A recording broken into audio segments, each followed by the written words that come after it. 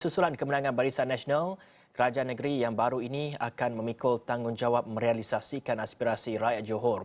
Adakah Johor mampu capai kestabilan politiknya selepas PRN kali ini sekaligus dapat memacu ekonomi Johor? Kita nak terus bersama dengan penganalisis politik pensyarah kanan yang juga merupakan pensyarah kanan Universiti Malaya, Dr. Muhammad Taufik Yaakob. Assalamualaikum, Doktor. Waalaikumsalam warahmatullahi wabarakatuh.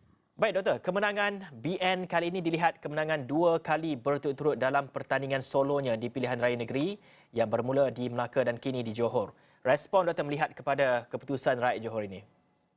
Saya melihat ini adalah satu mesej dan isyarat yang jelas daripada pengundi dan penyokong-penyokong Barisan Nasional khusus negeri Johor dan sebelum ini di Melaka, iaitu UMNO sudah sampai masanya untuk bergerak solo dan memutuskan kerjasama dengan parti PAS yang dilihat tidak begitu gemar dan begitu selesa dengan UMNO dan lebih selesa dengan Parti Bersatu. Dan kalau itulah yang dimahukan oleh PAS, bagi saya dengan keputusan di Johor dan di Melaka sebelum ini, maka sudah pasti UMNO BN boleh bergerak solo dan tidak perlu lagi untuk berpaut ataupun bekerjasama dengan PAS. Saya lihat PAS bermasalah dengan setiap gabungan parti politik semenjak daripada penubuhan Barisan Nasional, Barisan Alternatif, Pakatan Rakyat. PAS selalu bergaduh dengan gabungan parti-parti yang beliau bersama dan mereka bersama dalam gabungan tersebut. Dan bagi saya, UMNO telah menunjukkan kemampuan mereka untuk bangkit semula, untuk mengekalkan momentum politik daripada Sabah, Sarawak, Melaka dan kemudiannya di Johor semalam. Maka biarkan PAS itu bersendirian kerana PAS tidak boleh duduk dalam sebuah gabungan parti politik. Mereka akan bergaduh dengan mana-mana parti politik yang mereka duduk bersama dalam gabungan parti tersebut. Dan kemenangan PRN Johor semalam untuk BN merupakan kemenangan yang besar dan bagi saya itulah sebenarnya titik noktah kepada kerjasama UMNO dan PAS dan tidak perlu lagi untuk menunggu dan belah ihsan daripada mana-mana parti politik untuk membentuk sebuah kerajaan yang stabil dan sekaligus memberi satu masa depan yang cemerlang dan baik kepada UMNO dan merupakan petanda bahawa ahli UMNO, pengundi-pengundi sudah menerima satu perubahan, satu perkara baru yang dimulakan oleh UMNO selepas PRU 2018 yang lalu. Doktor, itu mungkin di pihak yang menang. Bagi pihak yang kalah pula, yang kita tahu merupakan pembangkang dalam kalangan Pakatan Harapan, PKR dan sebagainya. Apa mesej yang boleh kita baca daripada mungkin kesepakatan mereka pada kali ini dalam PRN Johor? Bagi saya, pemimpin-pemimpin pembangkang khususnya PKR perlu menilai semula bagaimana pelibatan mereka dalam parti politik khususnya daripada Melaka. PKR kalah, kemudian Johor PKR hanya satu kerusi. Anwar perlu mempertimbangkan semula kedudukannya sebagai Presiden PKR tidak boleh lagi menjadi beban kepada PKR dan kita lihat PKR berhadapan dengan kekalahan yang berterusan. Mahukah PKR atau ahli-ahli PKR melihat bahawa parti PKR itu akan terkubur satu hari nanti akibat daripada kegagalan, kelemahan, kepimpinan Anwar dalam PKR? Dan bagi saya, perpecahan dalaman parti-parti pembangkang itu perlu diperbaiki dengan kadar segera sebelum PRU 15. Jika dibiarkan, barah dalam parti pembangkang itu akan merosakkan parti pembangkang dan akan merencatkan momentum parti pembangkang untuk masuk dalam PRU 15. Inilah sebenarnya strategi politik yang perlu dinilai semula oleh parti-parti pembangkang, khususnya parti-parti politik baru, Pejuang, Warisan, PBM yang mencuba nasib negeri Johor. Mereka lahir dalam pilihan raya negeri Johor dan mereka juga terkubur dalam pilihan raya negeri Johor semalam. Baik, Doktor. Kalau kita lihat juga, apa yang perlu dibuktikan Barisan Nasional dalam kemenangan yang besar pada kali ini?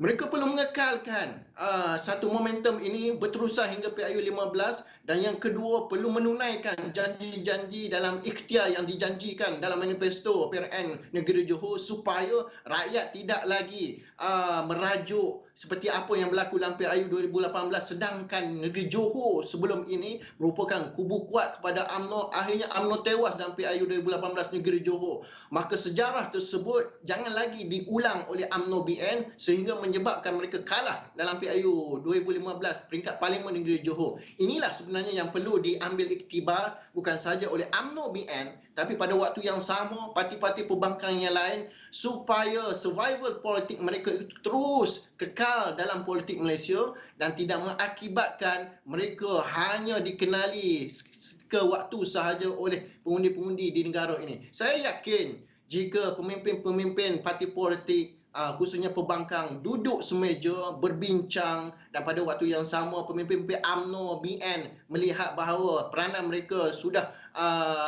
tidak lagi diperlukan dan perlu memberi ruang kepada pemimpin-pemimpin baru. Inilah sebenarnya penilaian yang perlu dilakukan oleh pemimpin-pemimpin parti politik, bukan sahaja UMNO, BN, tapi pada waktu yang sama parti-parti pembangkang juga perlu melihat peranan mereka yang sudah berakhir, perlu memberi ruang kepada muka-muka baru dan akhirnya menyebabkan keyakinan daripada rakyat itu terus meningkat dan menjulang kemenangan dalam mana pilihan raya yang akan datang.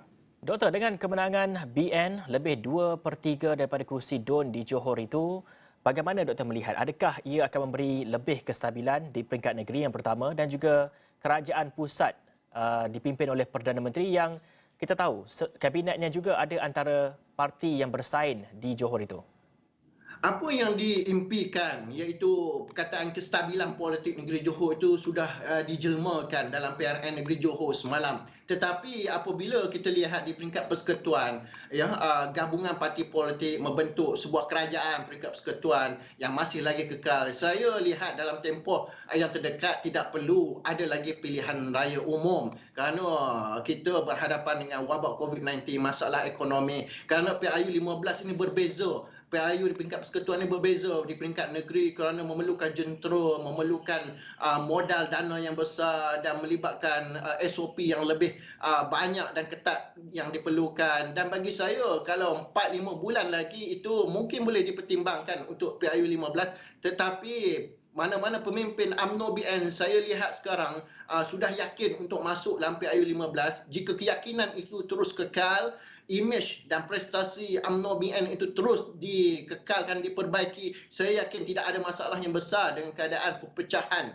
yang dialami oleh parti-parti pembangkang. Tapi kena ingat, jangan abai atau alpakan keadaan kemenangan semasa. Jika lalai dengan kemenangan semasa ini, UMNO BN akan berhadapan dengan satu cabaran yang lebih besar selepas ini kerana pembangkang tidak akan duduk diam. Pembangkang akan terus memperbaiki kelemahan-kelemahan yang mereka alami dan pembangkang akan terus mencari tenaga-tenaga baru untuk memastikan bahawa mereka terus untuk mencabar BN dalam PRU 15 yang akan datang. Saya tidak nampak akan ada lagi PRN negeri selepas ini kerana pada minggu depan kita akan lihat Perhimpunan Agung UMNO mungkin akan diusulkan oleh mana-mana perwakilan bagi diadakan pilihan raya umum, dan jika diterima ini akan beri tekanan yang besar kepada kerajaan hari ini Pimpinan UMNO untuk membubarkan parlimen dan akhirnya menuju PRU 15. Mahu tidak mahu, inilah sebenarnya politik negara yang akan berubah. Inilah dinamiknya yang perlu kita terima.